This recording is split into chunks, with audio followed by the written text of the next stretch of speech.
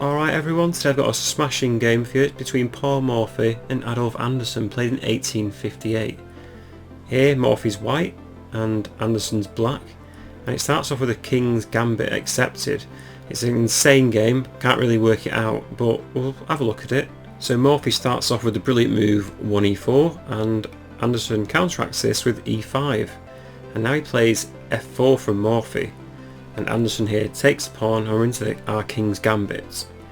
Knight f3 is now played, and Anderssen follows up with g5 to protect the f4 pawn, and h4 is played by Morphy to undermine this g5 move.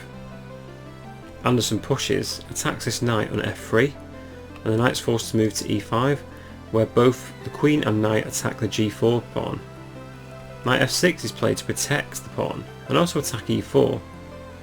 After Morphy takes on g4, Anderssen follows up with knight takes e4, and d3 now from Morphy, opening up the c1 bishop to attack the f4 square and attack the knight at the same time. And here Anderssen played knight to g3, attacking the rook on h1.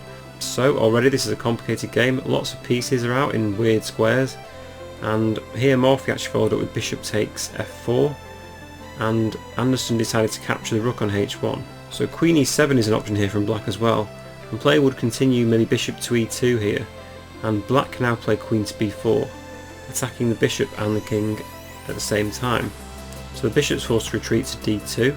Here black could now take on b2, and we get into a very interesting game, because if rook h3, moving the rook away, followed by bishop g7, after white's best move here is now knight c3, and if the bishop captures, the rook can now go to b1, attacking the queen. So after bishop takes d2, the king captures, and the queen's forced to move back. After rook takes g3, h5, rook e3 check, and king d8, the smoke's cleared and we've got a very even game. Actually the computer gives this as dead even, but look at white's pieces, they're in such a weird position, and this would have made for a very interesting game. Instead here Anderssen decided to opt for the simplest approach, knight takes h1, and here Morphy followed up with queen e2. So now black is actually a rook ahead for the time being. So Morphy blocks with queen e7, knight f6 is played with a check, and the king's forced to move to d8. And now bishop takes c7 is played, and the king's forced to take on c7. And now Morphy plays knight d5, and this is the point. So now Morphy's forked the king and queen, and after king d8 takes on e7, bishop takes e7, and now white has a bishop, knight and rook for the queen, so this makes for a very unbalanced game. So bishop e7 is played, attacking the h4 square, and queen g4 defends it. And here d6 is played from Anderssen, attacking the queen on g4 with the bishop on c8. And Morphy moves to f4, and Anderssen does the right thing and develops his pieces.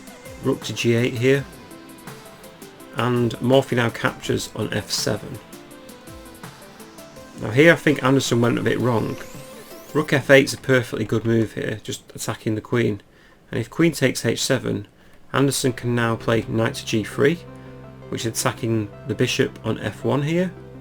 After bishop to e2, just capture it, and after king takes, just play bishop to f5, attacking the queen.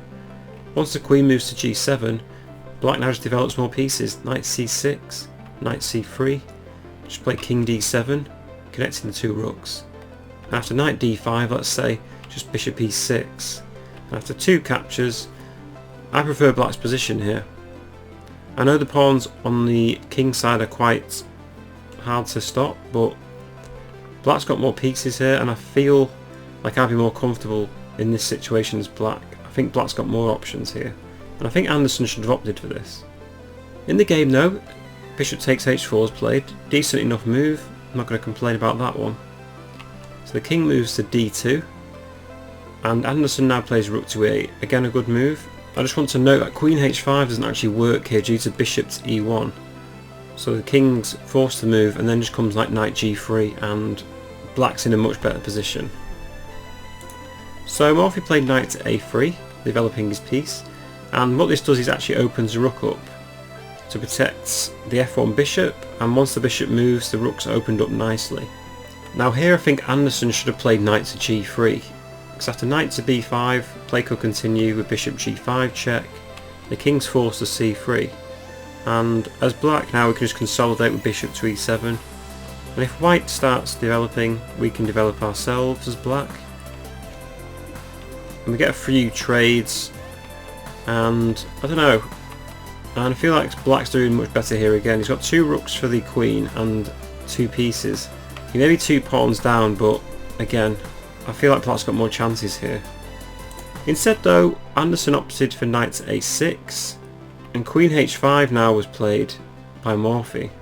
Queen f4 was another option, and after bishop to e7, rook e1, I feel like white's got decent chances. Instead though, queen h5 was played, and note that now that knight a3 has been played, the bishop can't move to e1 with check, so this queen is just going to win one of these 2 pieces on this file. So here Anderssen played bishop to f6, bishop to e7 was probably preferable. After queen h1, black can actually get into a decent position here with bishop g5 check. Once the king moves, bishop to e6 can be played, b3, and say rook c8 and king b2, and followed by bishop to f6. Now d4 has to be played here, because if something like king b1, just bishop to g4 and the rook is moving to e1 for black, so white's got to be very careful. In this position d4 must be played, releasing the bishop and connecting the rook and the queen. But after, like, say bishop takes d4 here, you'd favour black. Now the computer says it's dead even here, but I actually prefer black's position once again. So Anderssen plays bishop to f6, and now Morphy simply just captures on h1. Rook e1 was seen as a better move by the computer due to attacking that rook, and once the captures take place, knight g3, queen f7 can be played attacking the bishop, and once bishop takes b2, knight b5, knight captures on f1, the king takes, and black's really struggling for moves now. Where does he go? All I could think of was playing h6, because the 8 frank's compromised. This bishop can't move because the queen's just going to come in onto f8 or g8, and this rook is really in a bad position. So after something like h6, just queen f8, king d7, and we just see how powerful white's position is. So this is resignable for black now, even though he's got more pieces. The 2 undeveloped pieces on c8 and a8 are terrible. So queen takes h1 was played. Anderssen followed up with bishop takes b2.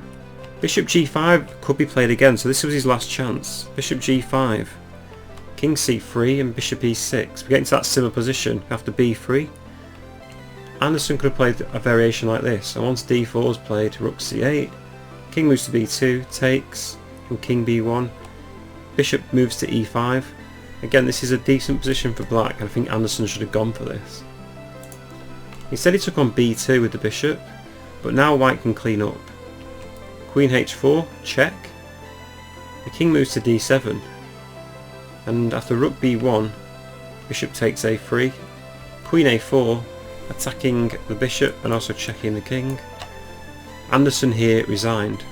So why did he resign? Well, after king d8, let's say, the queen just takes the bishop, and white's got a piece back. After something like knight c5 to stop d6 being taken, white can now just play d4, and after a move like knight e4 and king c1, once the rook moves to like e7, just bishop d3, and white's pieces seem more coordinated. Black's also still struggling to develop. For instance, if something like b6 here, rook takes b6 can be played, after a takes, just queen takes a8.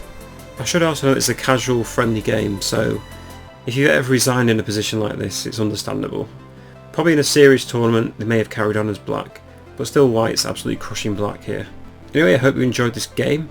It was quite interesting for both sides, and I want to do some more Morphy videos very soon because he's got some excellent games. So I'll see you soon. If you like this video, please drop a like and maybe a subscribe, and I'll see you again with more videos.